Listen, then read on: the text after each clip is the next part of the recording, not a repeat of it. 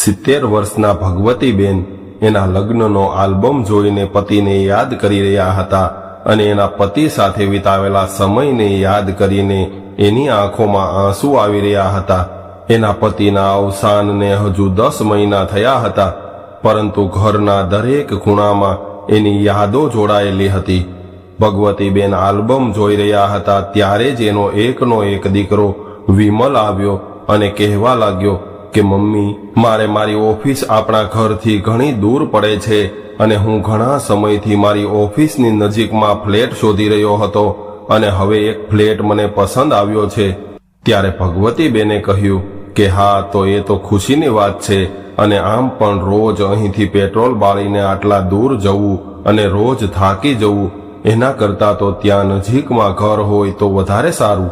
ત્યારે થોડાક ખચકાતા સ્વરમાં વિમલ બોલ્યો કે મમ્મી, ફ્લેટ તો હું જોઈ આવ્યો છું, ફ્લેટ ખૂબ સારો છે, પરંતુ થોડા રૂપિયા ઘટે છે।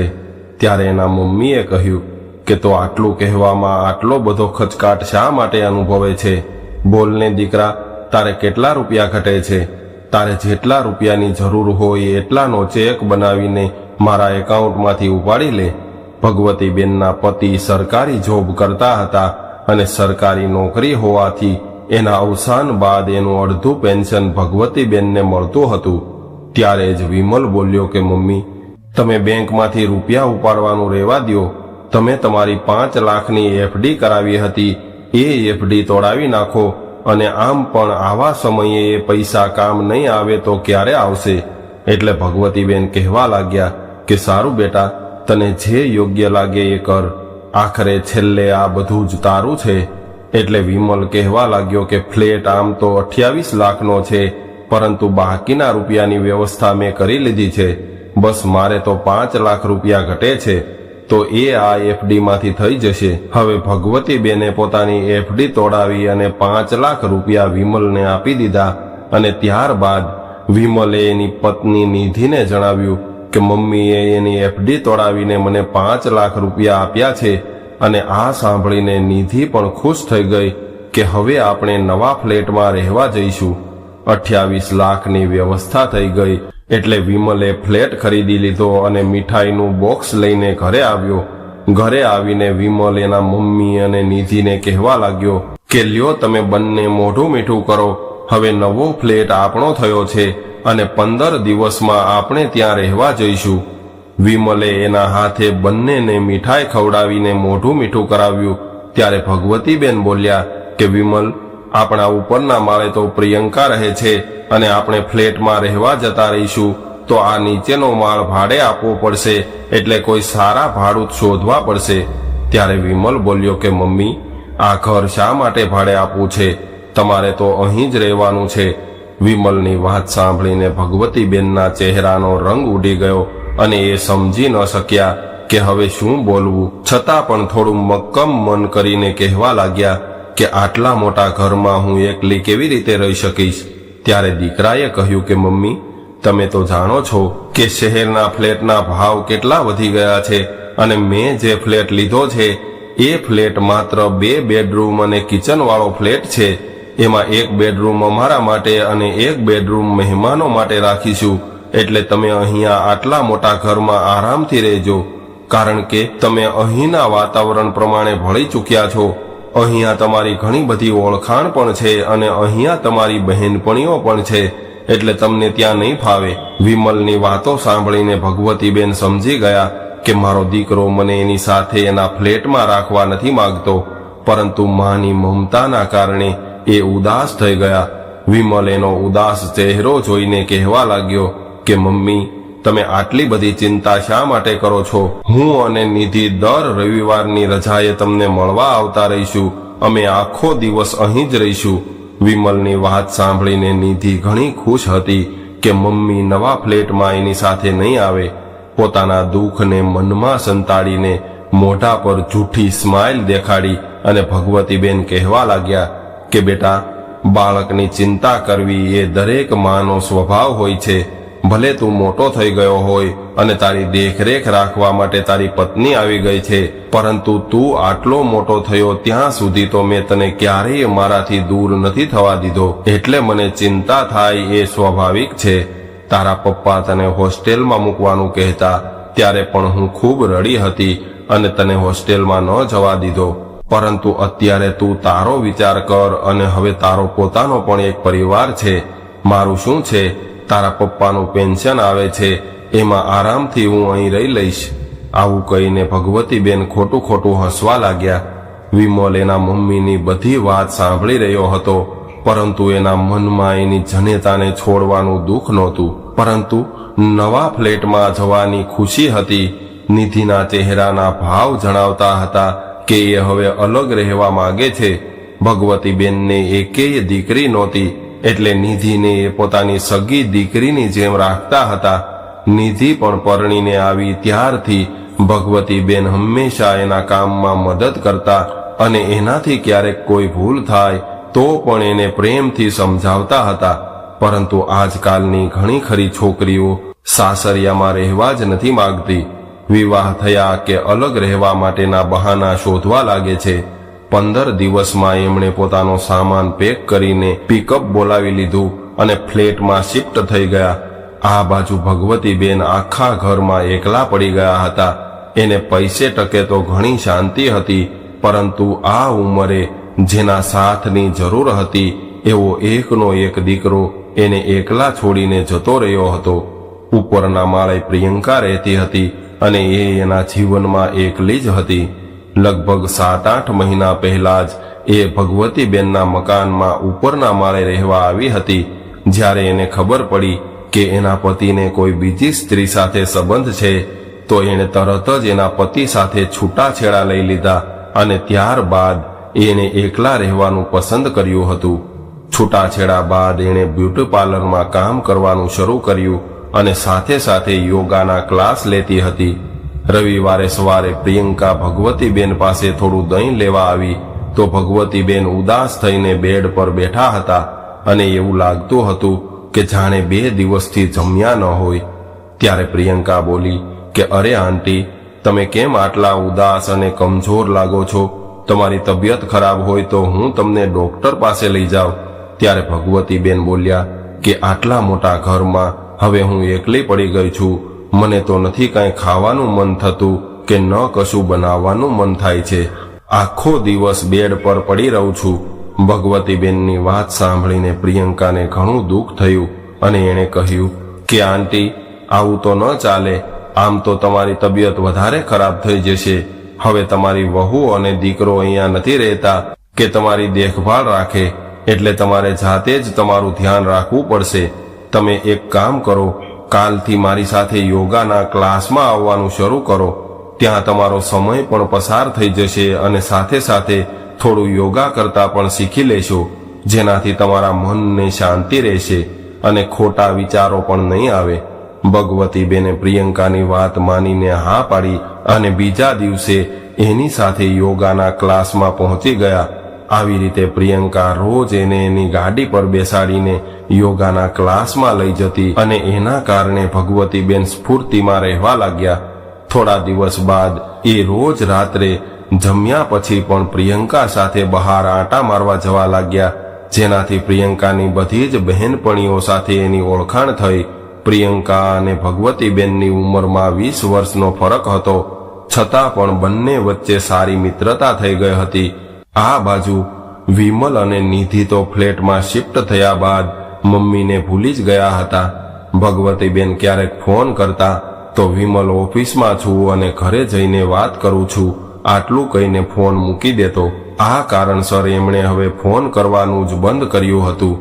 થોડા મહિના બાદ વિમલનો ફોન આવ્યો અને ખબર મળી કે નિધિ પ્રેગ્નેન્ટ છે અને ડિલિવરીનો સમય પણ નજીક આવી ગયો છે.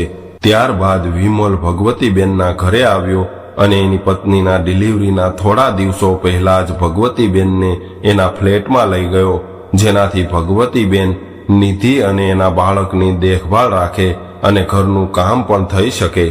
નિધિના પરિવારમાં તો માત્ર એના પપ્પા એકલા હતા, જે વિદેશમાં એના દીકરા સાથે રહેતા હતા.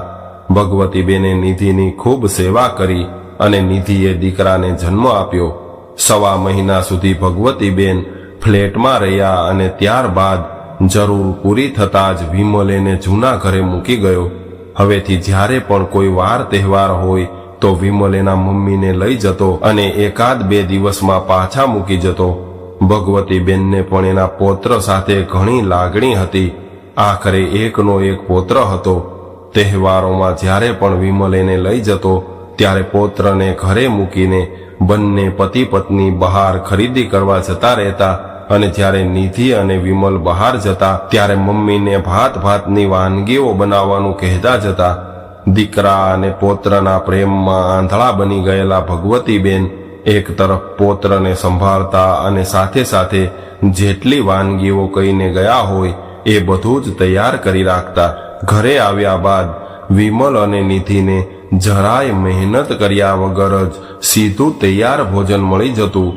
રાત્રે જમ્યા બાદ પણ ઘણા બધા વાસણો ભગવતીબેન પોતે જ સાફ કરતા રહેતા, પરંતુ નિધિ ક્યારેય એને મદદ કરવા માટે ન આવતી. આવી રીતે દર વખતે તહેવારોમાં વિમલ ભગવતીબેનને વાનગીઓ બનાવવા અને ઘરના કામ કરવા માટે લઈ જતો અને બીજા દિવસે સવારે પાછા મૂકી જતો. થોડા દિવસ બાદ દિવાળીનો તહેવાર આવવાનો હતો એટલે નિધિએ વિમલને કહ્યું કે તમે મમ્મીને લઈ આવો, મારાથી આખા ઘરની સાફ સફાઈ નહીં થઈ શકે. એટલે વિમલ કહેવા લાગ્યો કે સારું, હું આવતીકાલે સાંજે ઓફિસેથી ઘરે આવતા સમયે એને લેતો આવીશ. બીજા દિવસે સાંજે વિમલ એની મમ્મી પાસે પહોંચી ગયો અને કહેવા લાગ્યો કે મમ્મી, દિવાળી આવી રહી છે અને તમારો પૌત્ર અને નિધિ તમારી રાહ જોઈ રહ્યા છે, એટલે તમારે આવવું પડશે. પૌત્રનું નામ પડતા જ ભગવતીબેન ખુશ થઈ ગયા અને વિમલ સાથે જવા તૈયાર થઈ ગયા. એ ખૂબ ખુશ હતા કે દિવાળીનો તહેવાર એના વહુ અને દીકરા સાથે ઉજવવા મળશે. બીજા દિવસે સવારે વિમલ નોકરીએ જતો રહ્યો અને નિધિએ ઘરની સાફ સફાઈ કરવાનું કામ કાઢ્યું. એટલે ભગવતીબેનને ખ્યાલ આવી ગયો કે વિમલ એને શા માટે અહીંયા લાવ્યો હતો. નિધિએ ઘરના બધા જ વાસણો સાફ કરવા માટે ભગવતીબેનને આપી દીધા અને ભગવતીબેને એકલા હાથે જ ઘરના બધા જ વાસણો સાફ કર્યા. વાસણ સાફ કરવામાં એને સાંજ પડી ગઈ અને નિધિએ સાંજનું જમવાનું પણ એની પાસે જ બનાવડાવ્યું હતું. થાકીને લોથપોથ થઈ ગયેલા ભગવતીબેને જેમ તેમ કરીને રસોઈ બનાવી. ત્યારબાદ થોડું જમીને સૂઈ ગયા.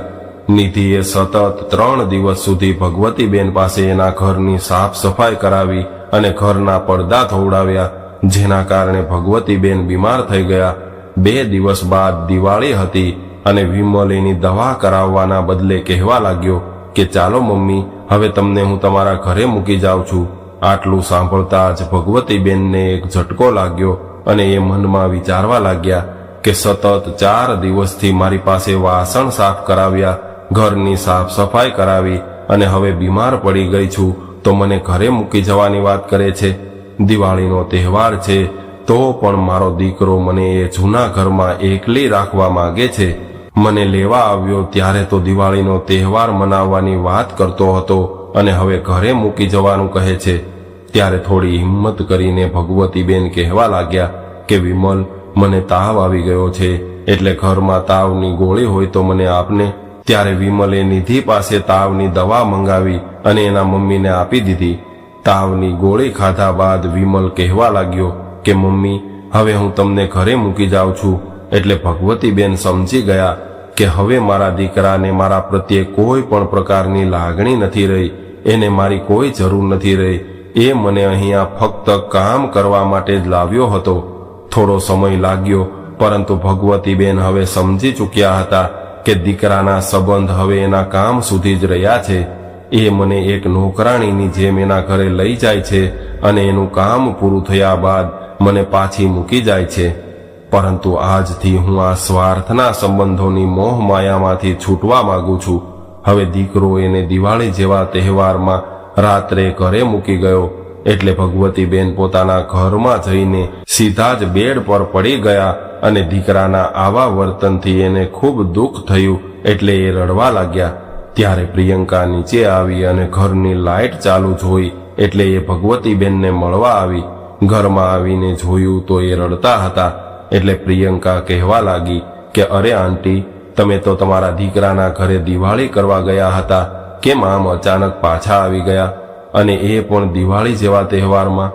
ત્યારે ભગવતીબેન એટલું જ કહી શક્યા કે મારા વહુ અને દીકરાને મારી નહીં પરંતુ એક નોકરાણીની જરૂર છે.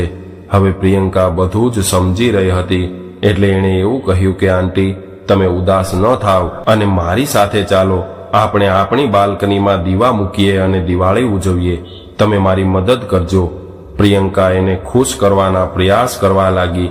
ત્યારબાદ બંનેએ ધનતેરસની ઉજવણી કરી અને લક્ષ્મી માતાની પૂજા કરી.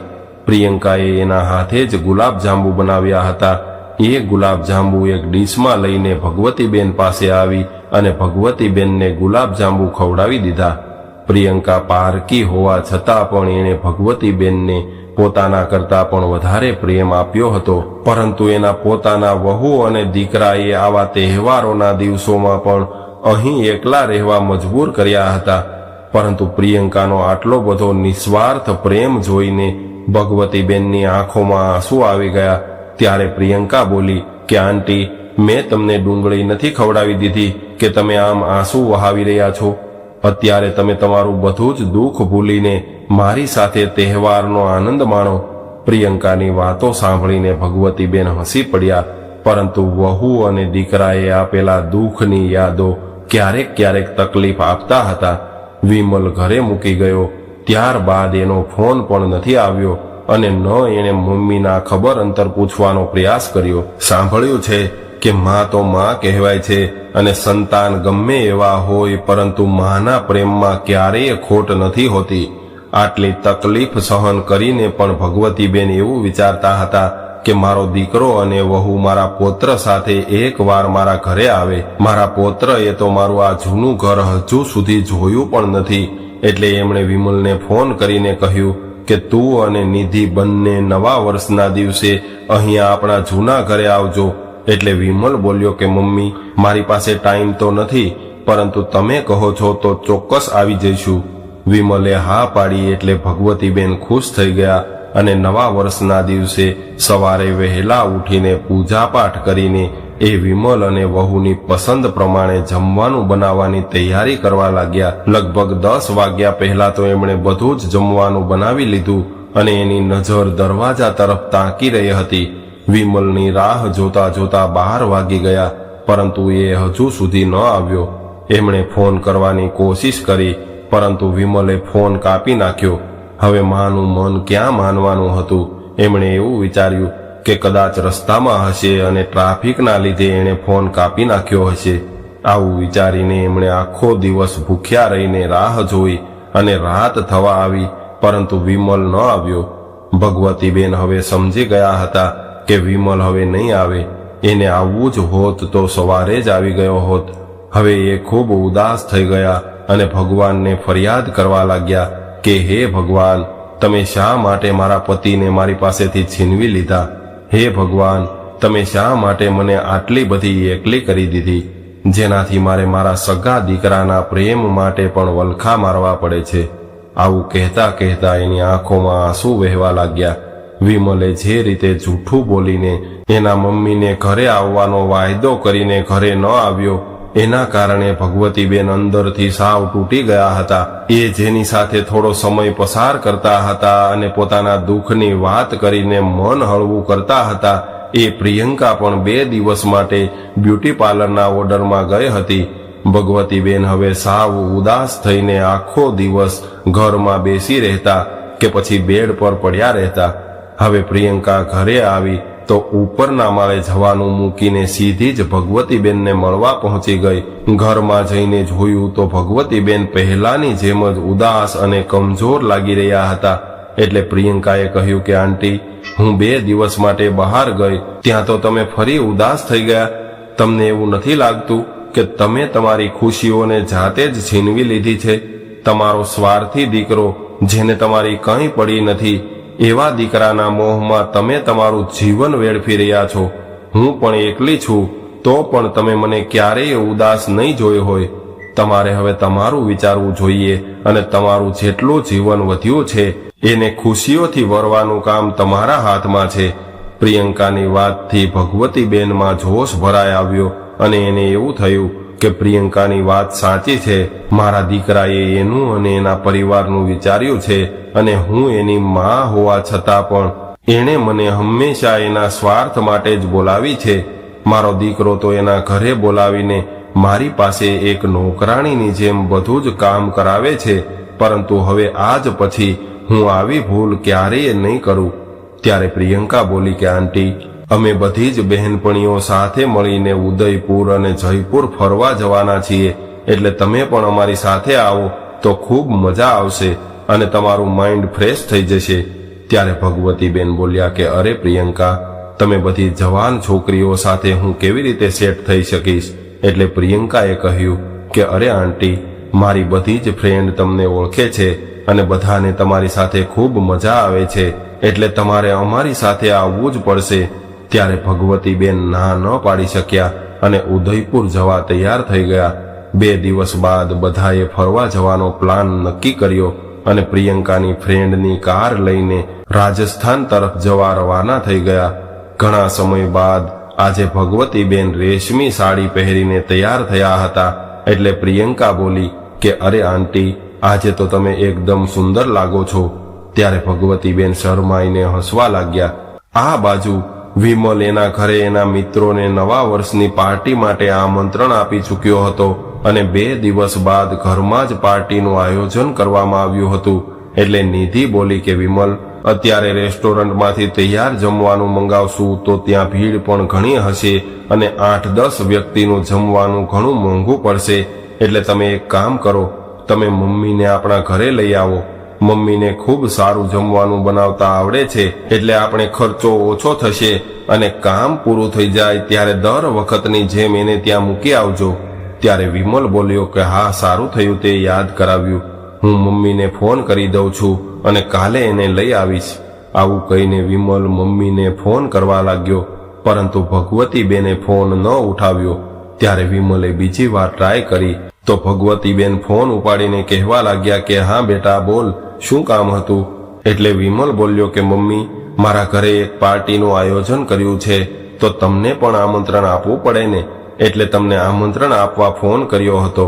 ત્યારે ભગવતીબેને કહ્યું કે નહીં બેટા, હું નહીં આવી શકું. હું તો આપણા ઉપરના માળે રહે છે એ પ્રિયંકા સાથે જયપુર પ્રવાસમાં જઈ રહી છું. માં દીકરો હજુ વાતો કરી રહ્યા હતા ત્યારે જ પાછળથી નિધિનો અવાજ આવી રહ્યો હતો અને એ કહી રહી હતી કે તમે સીધા જ એના ઘરે જઈને લઈ આવો, ફોન કરવાની શું જરૂર છે? બીજા દિવસે સવારે વિમલ એની મમ્મીને લેવા આવ્યો તો ઘરે તાળું હતું. આ વખતે ભગવતીબેન ફસાવાના નહોતા, કેમ કે એને ખ્યાલ આવી ગયો હતો કે દર વખતની જેમ આ વખતે પણ રસોઈ બનાવવા માટે અને ઘરનું કામ કરાવવા માટે જ આ મમ્મી રૂપી નોકરાણીની જરૂર પડી હશે, એટલે મને યાદ કરી છે. બાકી મારા હાલચાલ પૂછવા માટે પણ એની પાસે સમય નથી અને અત્યારે પણ ફોન કર્યો તો પણ એણે મારા હાલચાલ નથી પૂછ્યા અને ગઈ વખતે કામ કરાવીને મને બીમાર પાડી દીધી હતી અને પછી બીમાર હાલતમાં મને મારા ઘરે મૂકી ગયો હતો. ત્યારબાદ મારી ખબર પૂછવા માટે એક ફોન પણ નથી કર્યો કે મમ્મી તારી તબિયત કેવી છે. ધીરે ધીરે ભગવતીબેન ખુશ રહેવા શીખી ગયા અને હવે પ્રિયંકાની બહેનપણીઓ સાથે પણ એની સારી મિત્રતા થઈ ગઈ હતી. એટલે એના ઘરમાં જ નાની મોટી પાર્ટી રાખવામાં આવતી અને બધા જ ખૂબ મોજ મસ્તી કરવા લાગ્યા. દીકરાના આંધળા પ્રેમ પાછળ જેટલો સમય ખરાબ થયો હતો એને ભૂલીને ભગવતીબેને હવે નવેસરથી જીવન જીવવાનું શરૂ કર્યું હતું. એક દિવસ વિમલ એને મળવા આવ્યો અને જોયું તો એની આંખોને વિશ્વાસ ન થયો. હવે ભગવતીબેને એના વાળ પણ કલર કરાવી લીધા હતા અને એકદમ ખુશ મિજાજ જીવન જીવતા હતા. ત્યારે વિમલ બોલ્યો કે મમ્મી, આ બધું શું છે? આ ઉંમરમાં તમને આ બધું ન શોભે. એટલે ભગવતીબેને સરસ જવાબ આપ્યો કે ઉંમરનું તો હું પછી વિચારી લઈશ, પરંતુ તારા જેવા સ્વાર્થી દીકરાના પ્રેમના મોહમાં મેં ઘણો બધો સમય વેડફી નાખ્યો છે અને હવે તારે જરૂર પડે તો કોઈ બીજી નોકરાણી શોધી લેજે. તારી માં હવે તારા ઘરે નોકરાણીની જેમ કામ કરવા નહીં આવે. આવું સાંભળીને વિમલ ચોંકી ગયો અને શરમથી માથું ઝુકાવીને પોતાના ઘરે જવા નીકળી ગયો. ત્યારબાદ ભગવતીબેને એના દીકરાને જીવનભર યાદ પણ ન કર્યો અને પોતાનું જીવન ખૂબ ખુશ રહીને પૂરું કર્યું. તો મિત્રો, આજની સ્ટોરી તમને કેવી લાગી કોમેન્ટમાં જરૂર જણાવજો અને પસંદ આવી હોય તો વિડીયોને લાઈક, શેર અને નવા હોય તો ચેનલને સબસ્ક્રાઇબ જરૂરથી કરજો. હર હર મહાદેવ.